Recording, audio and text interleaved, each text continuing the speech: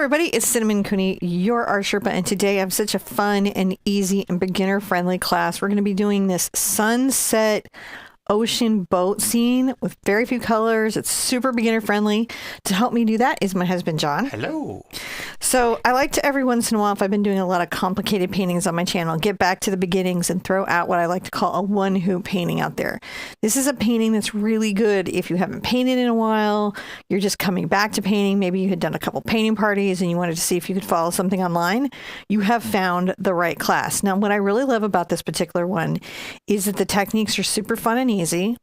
I like that the colors are simple and they work really well together. So they're really sort of set up for beginner painting. I'm going to go over every technique I do, every tool that I use, every brush that I pick up, every color that I mix in detail so you can follow along at home. But there's more information in the description below. So if you check the description below, you will see links to the Traceable, my website, and other resources that make beginner painting a super fun and friendly activity. And it'll give you also all the materials that I'm using in today's show there. So I'm going to go over them here, but they're down in the description, hidden under that more button, because I like to hit on the more. Now, I'm painting this live. I'm live streaming the painting. I'm painting this live. So if you're here for the live paint along and you have questions, put those all in caps.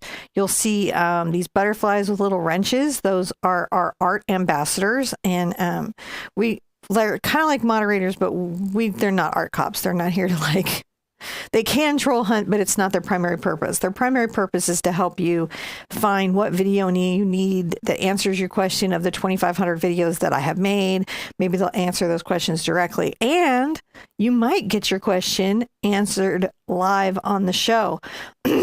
I also want to shout out Grace, who is coming from overseas. So if you're here from across the pond, I want to say hi, hello, thank you for coming in. And I don't know, what's the bigger one when it's over in Australia? Is there a cute, quaint thing to say about that? It's just a bunch of oceans, isn't it, at that point? You know, so I just want to say hi to everyone who's coming in from different time zones and hi to everyone who's coming in from our own time zone. I love that we have a global community. I love that we have a live community. If you've never seen these live chats, they're lively, they're engaging, and they're friendly, and I love that about them. All right, nothing to do but go over the materials and paint this painting with you. Okay, let's do that. We're ready to do that. Okay. So the first thing in the materials I want to talk about is the canvas. This is an 8x8 canvas. And what's really nice is that makes it easy for you to make the painting bigger or smaller because the positioning or the aspect ratio of everything will remain the same no matter the size of your canvas. So I love that about this. We have the colors Cadmium Red, Cadmium Yellow, Mars Black, and Titanium White today. Just those three colors. Now a note on the Cad Red and the Cad Yellow. Go ahead on these, especially on the simple paintings. Just use hue. There's no reason to use your more expensive, more professional paint on this painting. If you have it and that's what you want to use, that's totally fine. But hue is a great way to save money. And if you are painting with beginner paints like Liquitex Basics or Artist Loft, it's already hue. Or the abstract acrylic from Senelli, they're all hue. They won't even say that. They're just already hue. So you don't even have to worry about that. And you'll know that because the price will be much, much, much, much lower. Do you have that green tea you can pop open for me? My voice seems to be a little bit scratchy today. That's the other thing John does for me. Takes care of me during the live show because sometimes your voice gets scratchy. So you take a drink. You take a drink while I got you muted. That way you can have a little moment. So thank you guys for joining us. Thank you so much for all being here in the live chat. We love having you guys along. It's one of my pleasures to be here in the chat with you guys while you're doing this and hanging out. Oh, you want to take that back from you? And then there you go. You back on there. Really do love seeing you guys here and being part of your painting journey. Being part of your day. I love being part of your day, part of your afternoon, part of your art life. It's actually a pleasure for us. We just love seeing everyone here. I see Bree and Heather C. and Gwen and Gail and Phyllis and Grace. It's just so nice to see everybody. I'm going to come here and divide my canvas in half. I'm using a tool here called a T-square ruler. And these are like $3. And if you're painting a lot and you're at all wanting to do any kind of water or ocean scene, this is a really great tool to have around to get a better result because it helps you make very level and straight lines I love it. And the plastic ones are fairly inexpensive and they hold up really well on the acrylic paint. So I'm going to measure my canvas in half. This is an 8x8, so it is just a little over 10 centimeters and at 4 inches. And I'm going to make a line across going from left to right. And then I'm going to flip this and go from right to left. I flip it because sometimes the less expensive T-squares are not as architectural as the metal ones, which can be quite architectural. I'm just using a pencil. Everything above this line is going to be sky. Everything below this line is going to be water. I have another tool, another trick that I'm going to show you that makes this a very successful water looking painting. I'm going to use something called painter's tape or low tack tape, and I'm going to tape very firmly this line here, keeping it as straight as I possibly can. The more level this line, the straighter this line, the better your finished painting will look. And that's true whether you're doing a 4-hour painting that's highly realistic, or you're doing a fun painting like this that is kind of abstract and graphical and a lot of fun. So I'm going to just make sure that this is burnished down. Oh, Heather C, thank you so much. And Jules asked a great question. Can this be done in blues, not reds or oranges? Yeah, this will convert to other colors very, very well. Like, it's literally designed that so you could just switch to blues and have a great time with it. You just want to make sure you've got a light, a medium, and a dark. And you can use a black in it too. So yeah, you can change up the colors. I am pushing that down with my nail. Taylor was also asking what the difference between glazing gloss and glazing satin. Oh, just the shine of it. Gloss is very shiny, and it does a nice thing where it makes your colors look richer and deeper. And I think it has better brushability, but satin is what shows on my show because the gloss is so shiny the camera can't see around it on the canvas. So for John's peace of mind, I have switched to satin, but they're both equally good and they work the same. They're both good. Now I'm going to use a tool called an angle brush. The specific one I'm using is a 3/4 inch Catalyst by Princeton. You don't have to have this exact brush. This is just a great brush to have. If you don't have an angle brush, you could use a bright here. This is a bright. This is a number 10 bright. So that's a square brush. And that's the difference between those two brushes, is an angle and a square. So if you needed one, you could do that over the other. I'm going to get my brush a little bit wet, right? Get it kind of primed. I'm going to take off the extra water with my paper towel. I'm going to come in here and grab some yellow and a smidge of white. And right here at the center, I'm going to just add an angle from the upper right down to the lower left, brush back and forth my yellow.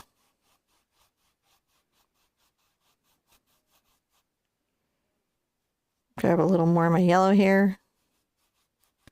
I'm just brushing this back and forth. Because it's easy to darken, it's hard to lighten, right?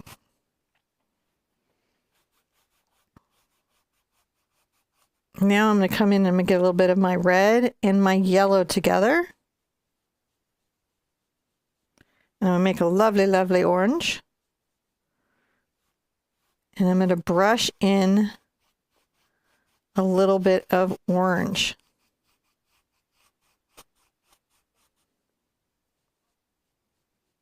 I'm mixing that in. Notice that I don't go from the middle of my paint plops. I work from these outer edges. That's how I preserve my paint color. I get asked a lot, like, how do you preserve your paint color? And that is how I preserve it, is I don't get to the middle of the paint plop. Now I will kind of arc this around the edges of my canvas. You can paint the sides if you want to. There's nothing wrong with doing that. And I'm going to get into my red now, just my pure red. I'm going to come in from the upper right, heading down towards the lower left at an angle. Short brush strokes, some more pure red,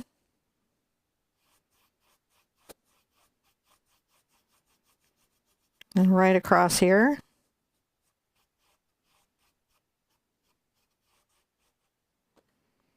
You might rinse out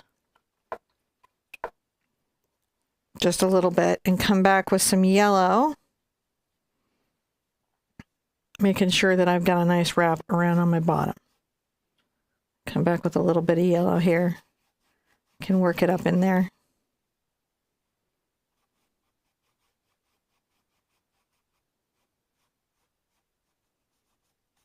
Nice and streaky. Rinse that off, and before it's all dry, I'm going to take a little bit of my red down to my black. Loosely mix those together. And very lightly in this corner, brush a little bit of that red and black mix. And come up from this upper edge. So see how it's a kind of light color?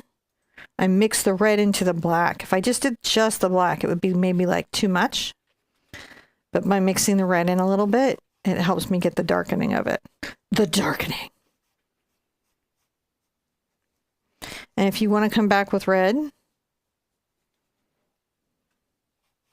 into that, you can. Just to make sure that that's nice and blended out. There you go. That is the fun of step 1. Now, I'm not going to worry about drying the canvas. As long as the center point is dry, it doesn't have to be perfectly dry, and I like some of it to be wet around the edges. I'm going to come back with a little bit of my yellow and white. Can we do this as step 2, babe? Step 2. Yes, we can. Thank you. We timestamp these after. I'm really rinsing my brush out, and I want all the black out. I'm getting a little bit of white and yellow together. And I make sure that I just brush a little bit of this lighter color in that center. Kind of up into where my yellow is. It hasn't dried yet. Back and forth. I'm going to wipe my brush off on a towel. And if I need any yellow, I'll pick that up and go back in.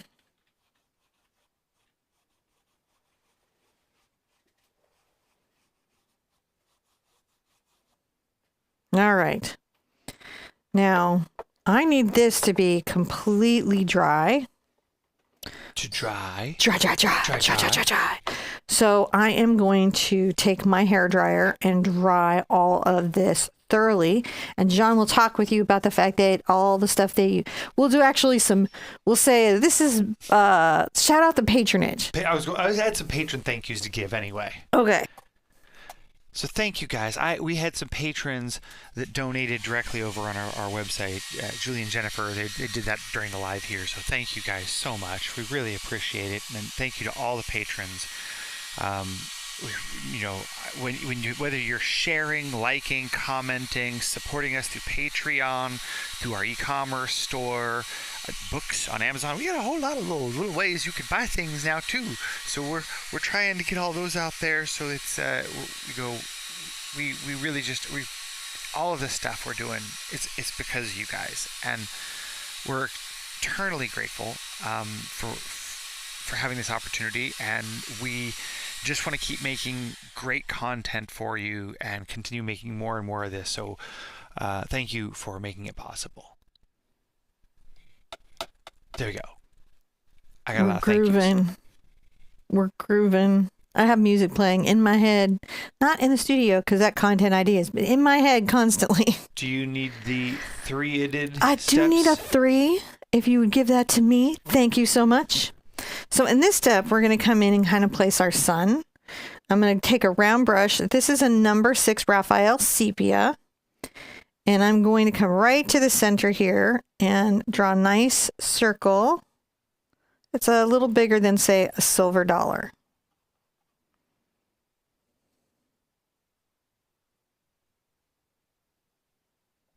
It's a very pleasant sun.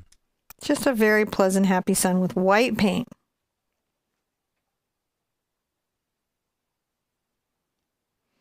I want it to be big enough so that it really helps my sailboat stand out, but not so big that it makes it look like the planet's about to be burned. from a supernova. So you got to balance the supernova sun effect, It's a little lens. bit. It's a telephoto lens. Telephoto lens. Now, before I can do anything else, I really have to thoroughly dry this white sun. Dry the sun. Dry the sun. So that's like a lot of drying in that step, but it's important. You don't dry the sun dries you. So don't use heat. Oh my goodness, don't use heat on the sun, because it can cause all sorts of unfun things. You just want to use just air. So just put your hair dryer on the normal not heat setting, dry your little layer there. That way when you do the next layer over the top of it, it doesn't stick or delaminate or have any of those. So just touch a little it, more. So you've got to make sure it's not tacky, because if it's tacky, it can sometimes peel up, or it can mix with the next layer. It can do all sorts of unfun things if you don't thoroughly dry. Yeah. As we have witnessed on our paint drying segment known as the Art Sherpa. It's my favorite segment. It's the whole show. Whole show's watching paint dry. It's fantastic. Just like you want to be relaxed in your life, just watch paint dry. You'll be chilling out. It is its own chillaxing kind of activity. With steps. With steps. Take a deep breath. Let it out. Take another deep breath. I like to remind you guys to breathe, because sometimes when you're really new at painting, it's really easy to start to hold your breath and be unsure. So I really, really want to make sure that you guys are like breathing full breaths of air before we move on to the next step. Now I'm going to take my brush and I'm going to load up a little black into it. I'll pull a little away from my red and black mix, and I will get just the tip of my brush loaded up. You can see I'm brushing my round brush, my number 6 round through. Sometimes I'll grab a drop of water to improve flow. See how I'm working that water into the paint? If you have craft paint, you don't generally need to do this step, but if you're painting with any kind of heavy body paint, it's a good idea. I'm going to come up a couple of inches, and then I'm going to just paint a little mountain. It's going to head down into the distance. Right across in front of the sun a little bit. You could just sort of wig it for your mountain. It doesn't require... I mean, I have a traceable, but yeah, you can totally make this mountain up. It's your mountain, man. Your distant mountain can be, maybe not like spiky. I wouldn't necessarily go for spiky, but it could have different bumps. It could have different mountain lumps than my mountain. Mm-hmm. And I'm going to brush this along here. This is going to really help to set it as the water line. I bring a drop of water over to my black paint, and I swirl it around to improve the flow. And I'm just going to paint this all in black. And I can go right over the tape with my black paint, because I know I'm going to have a great edge line. And I might take my paint around the back side a little bit, just so I have that. Now I'm going to go ahead and do a little more. Swishy, swishy, swishy. So it's better to paint over the tape than just paint right up to the tape line? You can paint just right up to the tape line. I just don't like to be that precious about it, so I paint over the tape, and it's okay to paint over the tape. Yeah. But if you felt like, oh no, I just want to be like right to the line, that's okay too. That's a perfectly acceptable answer. This mountain's going to be a little bit lower, so I'm going to come off from the right side. And I'm going to raise it up a little bit and then bring it down. And it's going to come in front of the sun as well. So this is like if you were in a bay. You could see these distant little hills like to the open ocean. That's true. My family used to have a catamaran when I was young, with a rainbow sail, and we used to sail it. And I got seasick, so I liked it though. It was a lot of fun. Just a little hard to eat on the boat. Sure. I needed a different boat. All right. Now that that's all done, I'm going to dry that completely. Dry. Dry. Dry.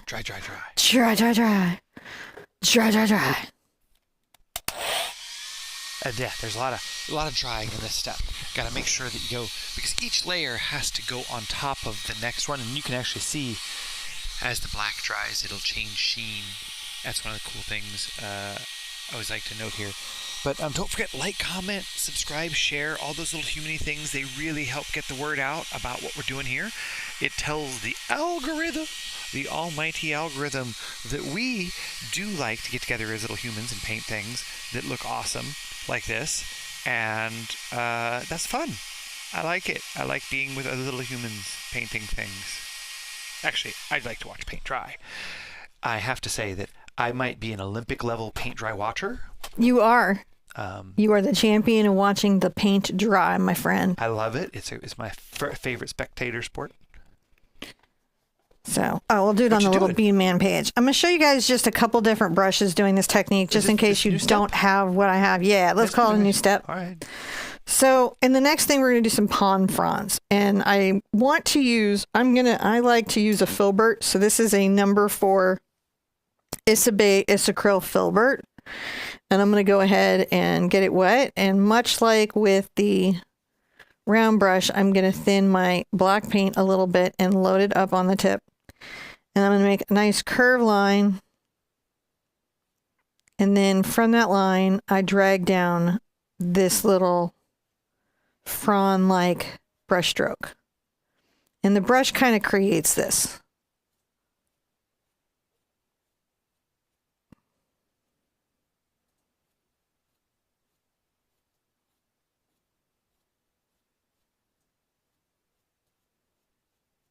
Right? Another thing that I might do, if I didn't have that, is I might take a round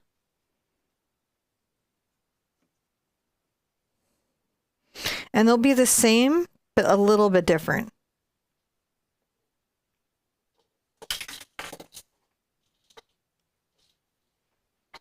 And just hand do it.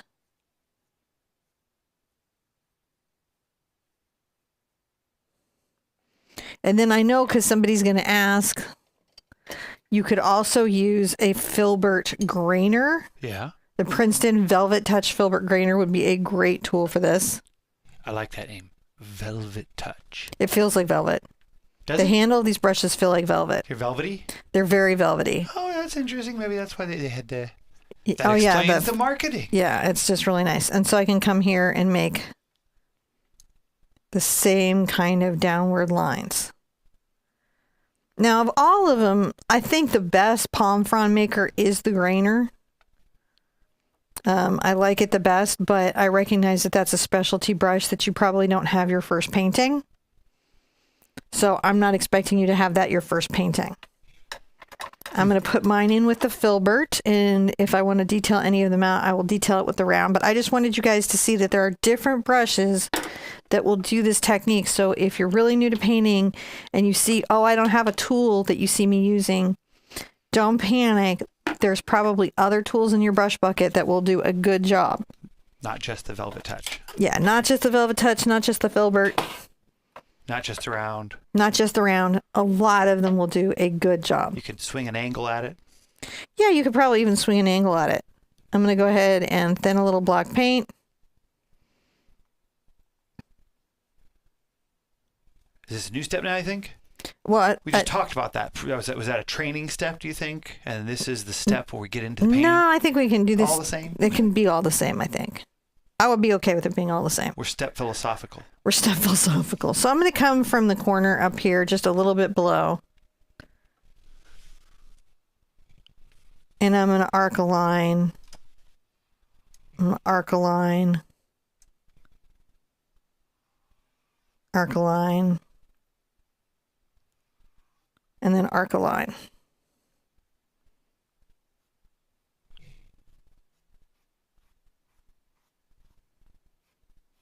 And then I'm going to fill in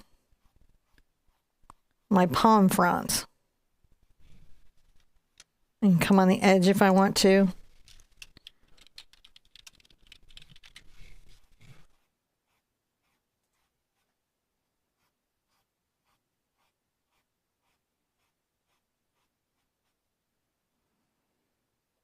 Huh.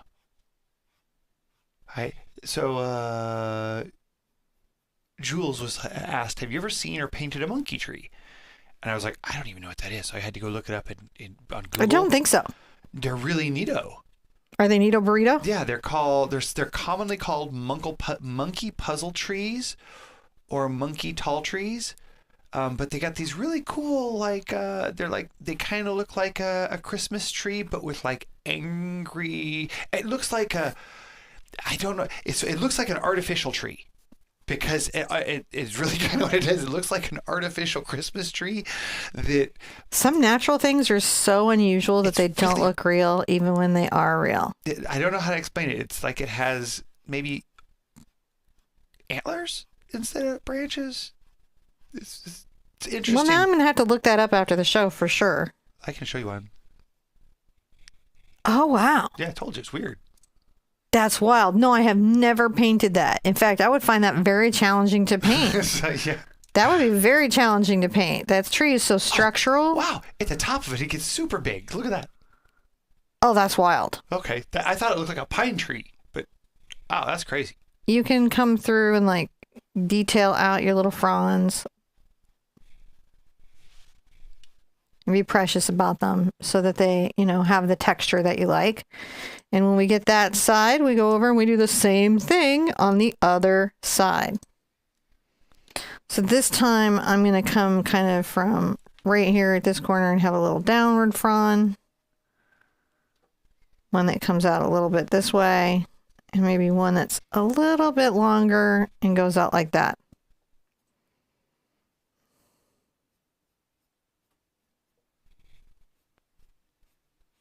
The fluffiness to these is a lie. They're very spiky, kind of like palm trees.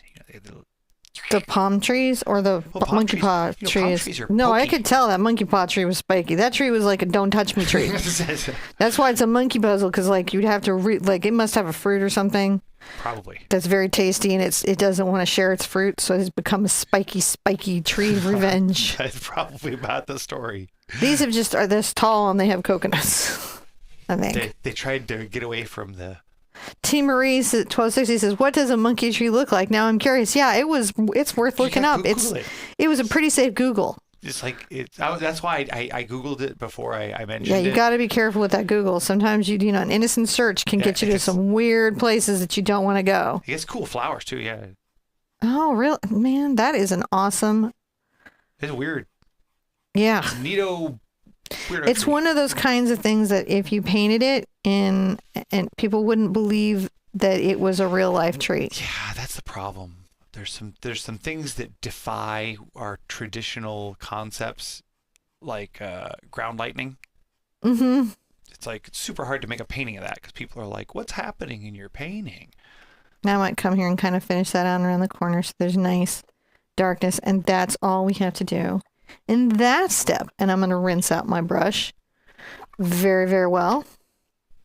Now for the next step, I'm going to find a detail brush. I think I had dropped it earlier and then put it back in. Yes. Do you remember what our next step is? I do. What is it? I mean, not the number, but I know what I'm supposed to paint the next step.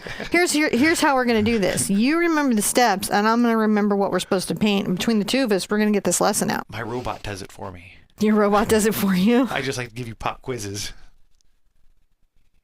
All right, so I'm going to put my vision enhancers on because I can't see well enough to do this little boat. And what I have here is a Princeton Select Liner number 1. And I'm going to thin out some black paint again. I'd like to roll my brush and kind of get it on the tip. And then I'm going to come along my little sun, my little line here, and just a hair over the tape. And up just a little bit, a little boat. Just a little bit of a like sliver of a triangle. And then holding my breath because I'm straight line challenged. I'm going to come above my sun.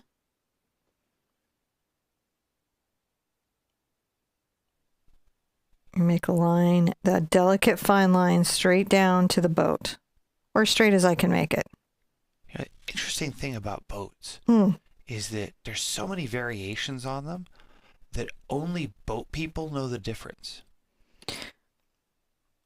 Well, I totally understand if you're a boat person, you're like, that is not the correct kind of boat. But this is how I'm painting this boat. So But I think that there's enough variations of boats that even the people who are boat people who care, they're like, nope, there's been a boat like that. and you could, if you were really into boats, you could customize the silhouette to any boat you wanted to. You could make it a little pirate ship.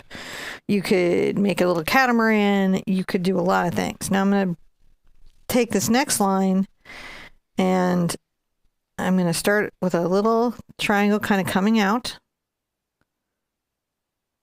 And then this one curves just a little bit. That's cool. That implies it's got some wind in its sail. That's right. We're sailing. Kind of sailing through that little, that keyhole of sunlight there. Out into the wild blue ocean. Telling a story in your painting, aren't you? Yeah, well, we always try to tell a little story in our painting. Even in an abstract, we're telling a story. I can like detail that little fine line up there. And when I have that done, I can come here just above my little boat. I'm going to make a little downward V. Very kind of flattened out, and that kind of implies a little bird. And then maybe a little smaller one. And a teeny tiny one way off in the distance. Yeah. So 3 little friends are coming in. They're migrating in. When that is all done, really rinse out your detail brush because your detail brushes can get like messed up by the paint. Yeah. So make sure you rinse all the paint out of it. And also after every painting session, make sure you wash your brushes out with soap and water. Finger shape them and lay them flat to dry. That's going to extend the life of your brushes and save you. It's one of the things that can save you the most money of any tip I can give you in painting. Like I would make it a short tip, except I've been saying it for videos for like 2,500 videos. Washing your brushes saves you money. So get in the habit of washing them after every painting session. Now I'm going to dry everything just to make sure we're not going to smear it. And then when I come back, we're going to put in the water. Now, Rosemary, I saw that earlier you had a question there about how do you keep your paint from looking so transparent on the canvas. So that is a lot to do probably with the different types of paint that you use, because not all paints are made the same. What they sometimes are called student paints or entry-level paints, oftentimes don't have as much pigment. So when you're painting over another color, it sometimes takes 2 or 3 coatings. Now, the difference in cost when you start talking about like sometimes student paints or grade 1 paints, and you go up to those higher grades, those more what we can sometimes call professional paints or higher grade paints, they have a higher pigment density, so they're much more likely to cover in one coat. Now, also the type of black you're using can vary on how much coverage you're getting, but I'll let Cinnamon explain that. Yeah, and what you do when you find you're not getting good coverage with your black is use less water to thin, because they probably underloaded the pigment into your paint. And a lot of times those particular paints don't need as much water to flow out or have good fluidity. And then you can do a second coat. Another thing you can do is get, like if you find like you've got a color in your paint set that just doesn't perform right, is get a slightly better version. I highly recommend the abstract acrylics for student paints, because they have great coverage and they have great performance and they have a great price. So I personally recommend those. But I definitely have a relationship with the company. So that's my bias, is I think they're really awesome, and I also carry their paint in my store. But in all seriousness, abstract acrylics are fantastic. And just to show you I mean it, I'll tell you another one. Amsterdam acrylic is pretty good too. So there's some student paints that are good. See, so I can tell you what I carry, but I'll also tell you another brand, and I highly recommend that. And if you're in Canada, the M grams are pretty good as well for more cost-effective paint, and so you can upgrade your white and your black to get a better result. Now let's peel the paint. Step 7. Peeling. Oh, step 7 is brought to you by peeling. Peeling is the most fun. Yay! All right. Now I'm going to do what I did up here. I'm going to tape out this again very carefully, because I want my horizon line to be flat, level, crisp. So I'd be very fussy in this taping.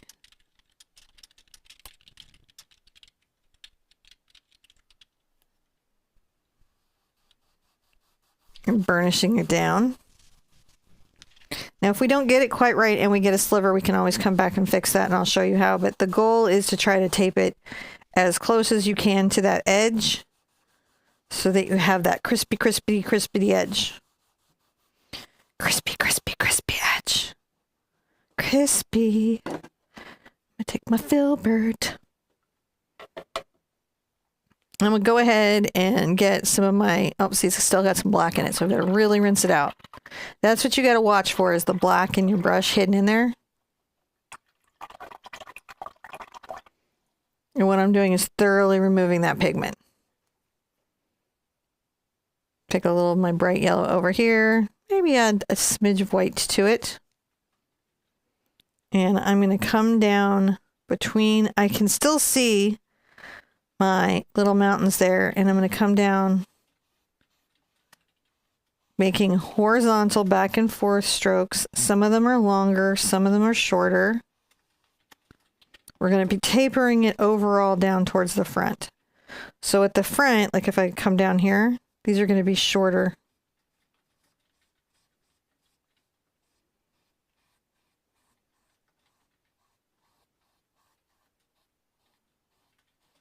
You can see I zigging and zagging.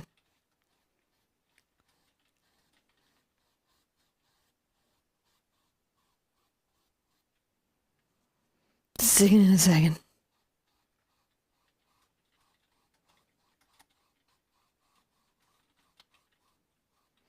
Try not to let these get at an angle. Keep them as level as you can to the tape line as a guide. That's the trick to this technique, is the optical illusion is in the way the water has these like little level lines. All right, let's call that a step, but we're not going to dry anything. I'm going to come in and make some orange. A little more orange than last time. I'll come here and make a little bit of orange.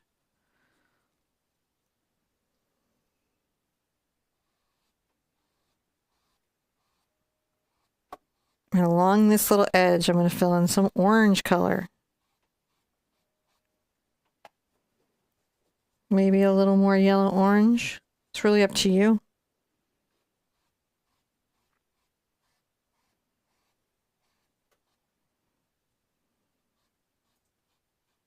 I can come in the center with like a little bit of orange break. That's like the waves having shadows.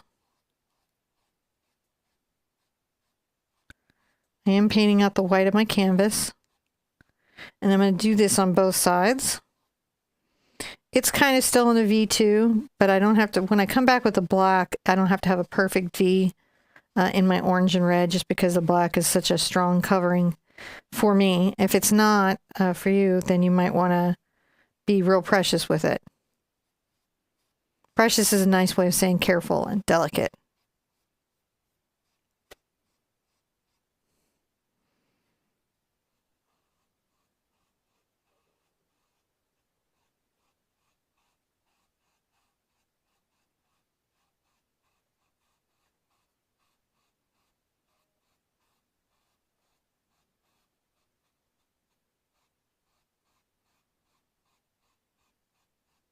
Do the same on both sides.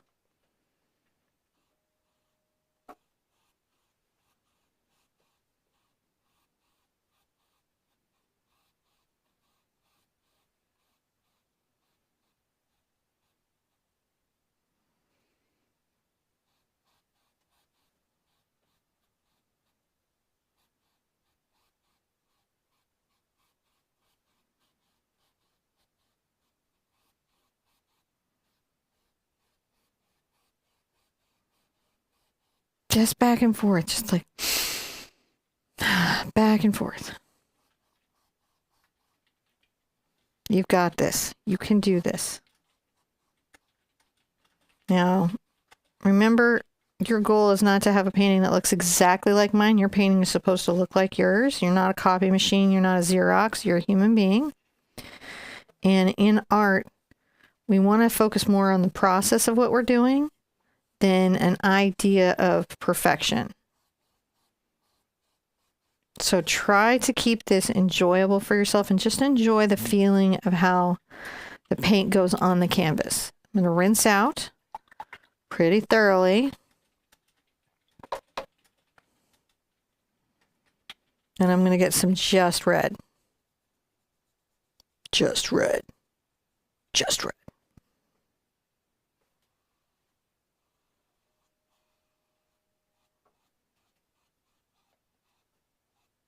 Same step for red? Same step for red. Okay, that's good. Yellow is a hard one to get, but once you have the yellow set, you can get the red and the orange, and then we'll come back and do another step for the black.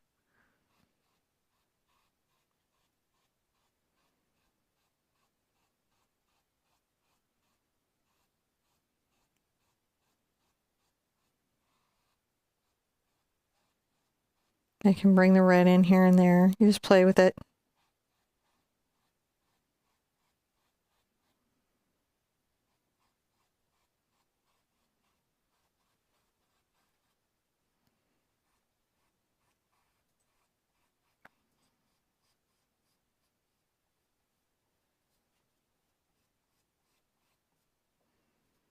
Just all the way through. It should feel very peaceful to you. Should help your brain relax a little bit from the work week. Breathe in, breathe out. Just make horizontal little strokes. Now I might take these all the way to the edge here because I'm going to come back over them with the black. Oh, yeah.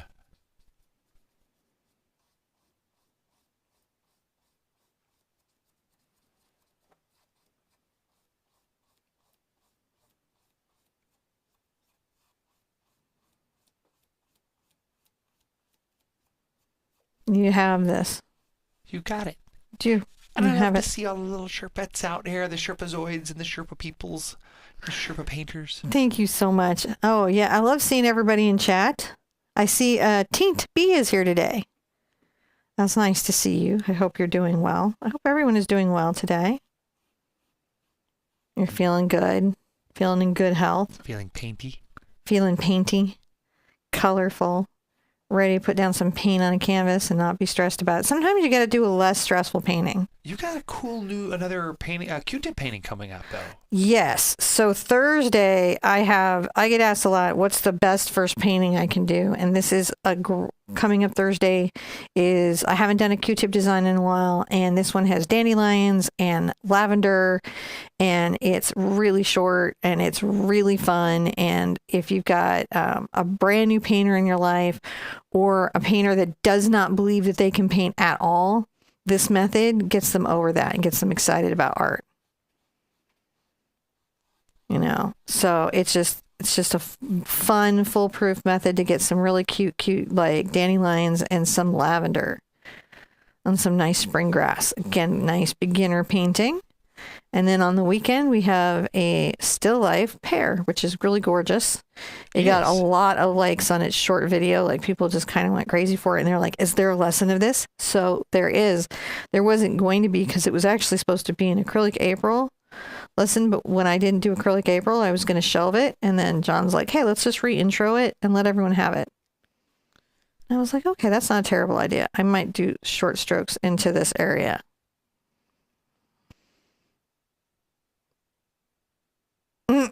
Jules says, your mom wants to know how you can paint and not get any on your person. Because my other parent was Colby Johnson. And I got half his genes. And that man could be in a garage repairing a carburetor and come out with no grease on him. It's crazy.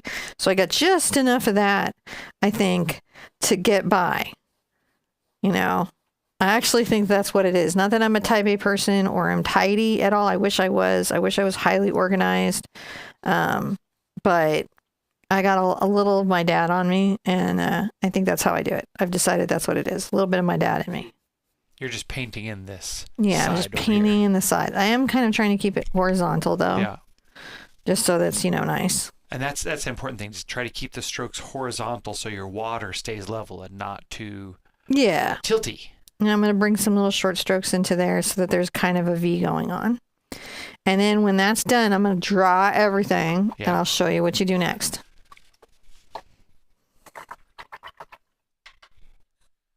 This is going to be really cool. So once you get this...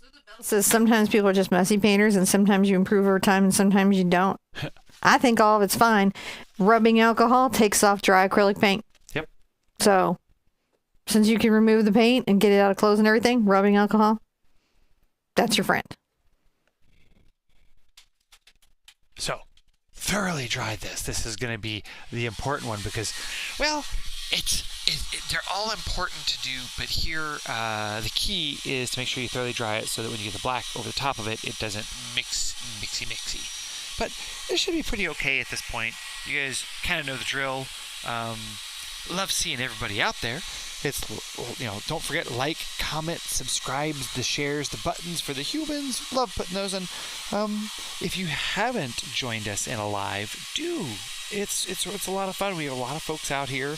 Everybody kind of hangs out, and they chat about different things, sometimes related, sometimes not.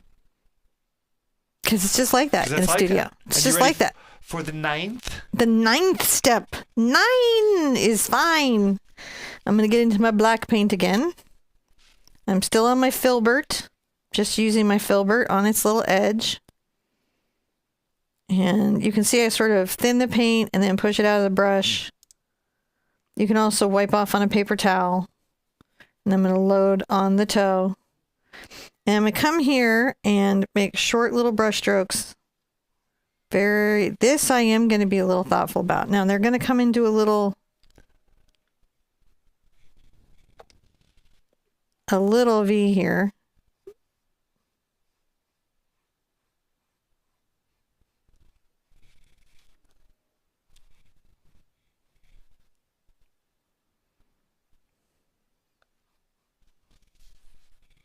And I'll just make them here and there, and I'm going to just want to focus them being like they're going to make a V. Kind of a mental idea. The V's in my mind.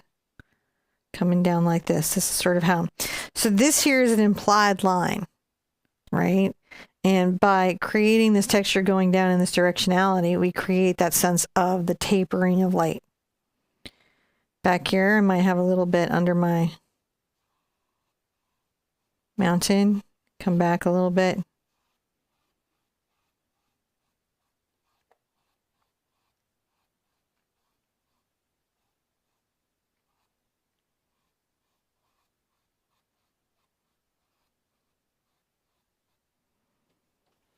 And then just sort of fill that in some.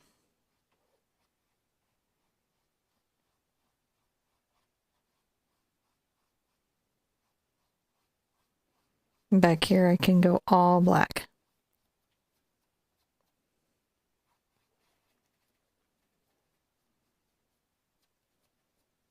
Coming around that edge. Through here, just painting it all black. So I thought that was a fun way because sometimes the water does have an almost, it has such a deep hue, especially at sunset on the shadows that, this is sort of symbolically what you would see, but you will see like color so rich that it will feel like it's almost black. The blue will get so dark or purple.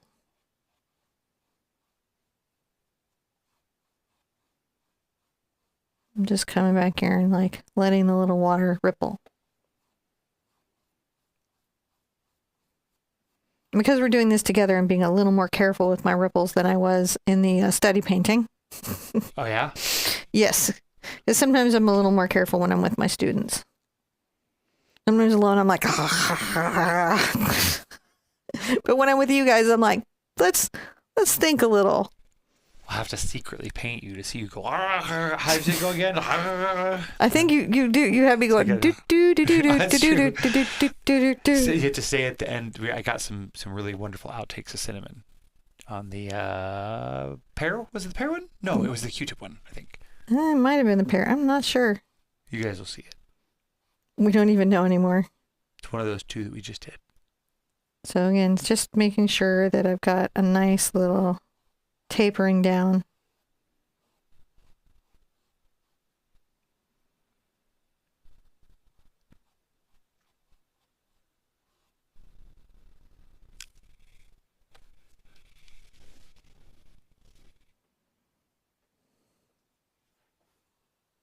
Come over from left to right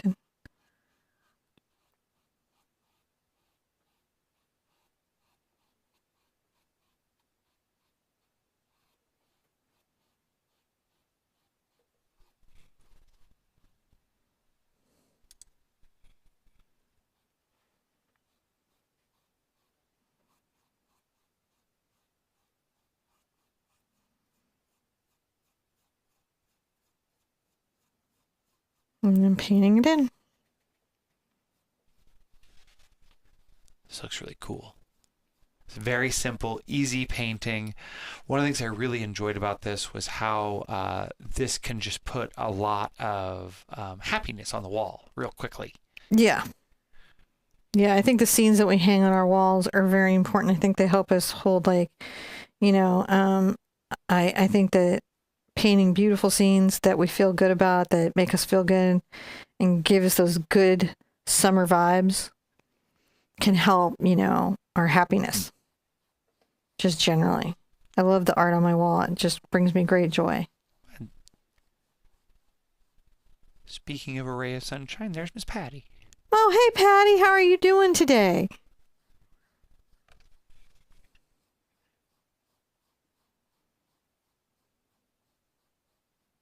So getting a nice little... I'll just make sure that it's good down here. I might be precious around the wrap.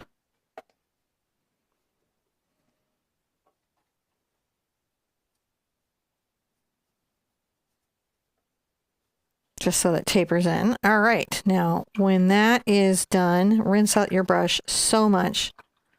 So much. We're going to dry everything with the hairdryer, and we're going to see how we did with our horizon line. All right. How did we do? Let's find out. Yeah, the peeling of the tape is part of the cool, one of the cool parts. You can see up there towards the top that the black's already drying real fast. It does that in the thinner coats. Oh, thank you, Patty. T-Money. Thank you. And thank everybody, guys. We really appreciate all the patrons. We love your support. We really appreciate it. It helps us keep the light bulbs on around here, which is an important part of making these shows, and that's a super appreciate that. You can find out more about how to support us by going to theartsherpa.com/patron, and there's more info all there over for you to find out. So thank you, guys. You ready for Patty's lovely? Thank you so much, Patty. Tea money. Yeah, give me some of my tea. Oh, your tea, yes. Yeah. It's tea break. Tea break. That Arizona tea money. Mm-hmm. I'll mute you while you take a drink. You're muted. I've muted you. This is the power of a producer, husband-wife team at work, is that I have the ability to mute her. Wah-ha-ha-ha. Wah-ha-ha. Oh. But only just dangerous words, sir. I know. Okay. All right, so we're going to remove the tape and see how we did. The new step is a 10 step. Ooh, look at that. We did a good job. There's a little bit of white there. Is that okay? That's yeah. So we're going to fix that. A little bit of white. I'm going to have to get my brush here. And I will just take my black paint. Very carefully come along. There you go. That's all it takes to fix it. Wow. So if you did a good job there on that taping, it does save you some time and some trouble. Now rinse out thoroughly. Now I'm going to get some white paint on my brush. Now I'm going to come under here, just very carefully, right up to my boat.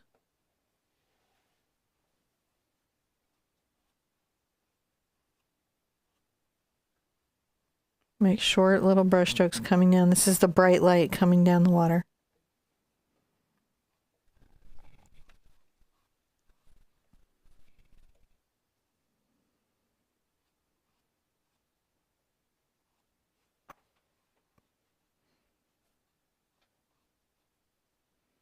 Coming right down. It's going to give us the nice place to put our little shadow, which I think is wonderful. It can wander a little bit. I think it looks nice if it does.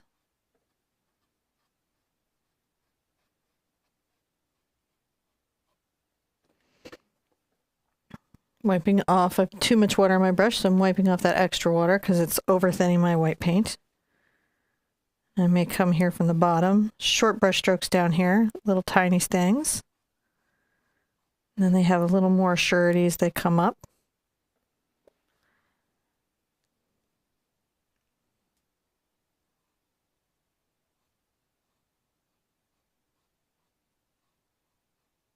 Strengthen just a few of these lines coming out, just so that there's a little bit of interest.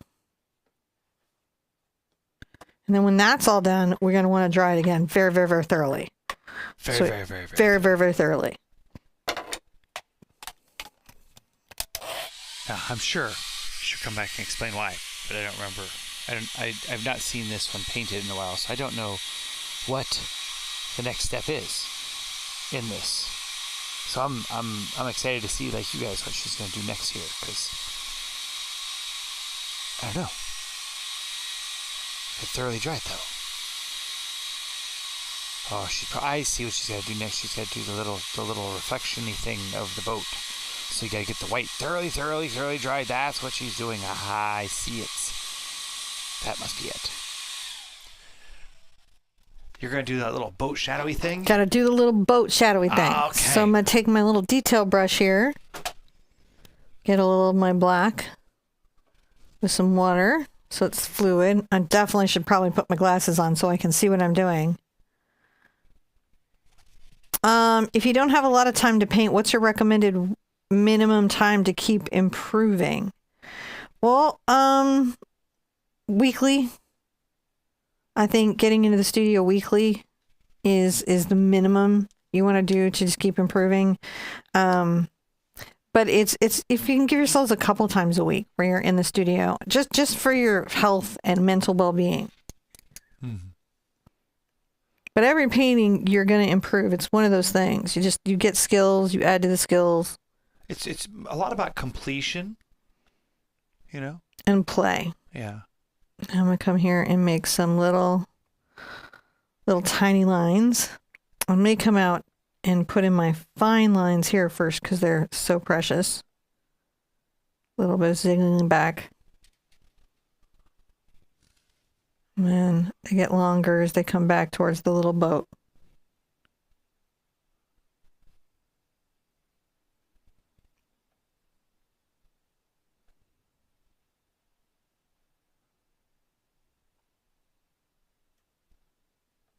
What little brush there did you just use? I'm using the number 1 Princeton Select liner. Huh. Just a little number 1. Just a little shadow coming out. There you go. Oh, rinse that nice. Out.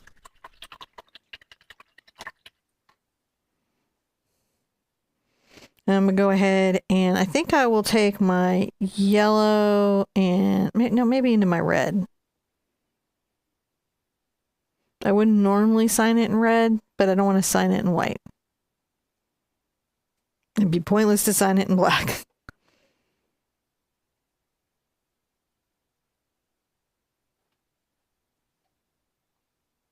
So just a subtle little signature over here. I like my signatures to be a little bit subtle so they don't become, I don't like when the painting becomes only about my signature. It's a personal preference that I have. I like the signature to be there, you know who made it, but I don't want it to be like, if I signed this in bright cobalt blue, all you can see is the signature. That's all you'd be looking at. So I like to sign it in a color that's like kind of like visible, but and part of the painting, but not so vibrant as to jump up out of the painting. Goodness gracious, we had a good painting session today. This is really nice. I really love it. If you enjoyed having an easy day, you've got to come by and check out the new Q-tip class that's coming up. It's if you go into videos, it's a premiere, and you set a reminder on that. So premiere is a little different than a live stream in that there's live chat. we all come in, we chat live, but the lesson has been recorded already. And then it streams out like it's a live lesson, but it's a recorded one already. So the timestamps are done. A lot of the work is done. Traceable's all done and it's ready to go. And I come into the chat during those streams and answer questions myself. So sometimes people like those better. And it's immediately available right after. So that's one I wouldn't want to miss if you're wanting something that's just fun and easy and chill. And it's that cotton swab technique, so that's no fail. And then the gorgeous still life pair, a little more of a complex painting, still broken down step by step. If you're ready for a gorgeous 2 hoot, getting you shot up to that 3 hoot level, man, that pair painting, you're going to love it. It's just a fun fruit still life. And we don't have enough of those. Yeah. We need more fruit still lives. So really, I appreciate your time so much, guys. And I love that you took the time to paint today and you took some time for yourself. That's the most important thing for self-care and your mental health. I want you guys to be good to yourselves, be good to each other, and I will see you at an easel really soon. Bye-bye.